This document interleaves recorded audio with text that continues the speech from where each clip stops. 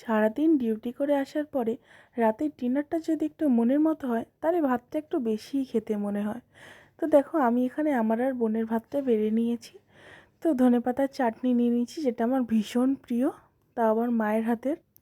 ওটা নিয়ে নেওয়ার পরে দেখো ডিমের কারি নিয়ে নিয়েছি, যেটা মা রান্না করেছিল। তো ডিমের কারি আমার খুব একটা পছন্দের নয়, কিন্তু জিনিসটা দেখতে খুবই সুন্দর লাগছিলো, তাই আমি নিয়ে নিয়েছি এক পিস ডিম। তো শাক ভাজা নিয়েছি, যেটা মা রান্না করেছিল। আর এটা তো আমার সব থেকে পছন্দের জিনিস, চিংড়ি মাছ। তাও লাউ চিংড়িটা দারুণ করেছিল মা।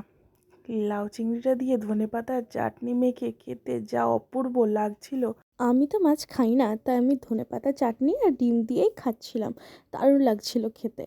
আর দেখো আমি এখানে ডিম খাচ্ছিলাম আর দিদি এখানে চিংড়ি মাছ খাচ্ছিল, তাই বেছে রেখেছে খাবে বলে। তো আমরা খেতে থাকি। তোমরা ভিডিওটিতে লাইক কমেন্ট শেয়ার করে দিয়ে চ্যানেলটা সাবস্ক্রাইব করে দিও। টাটা।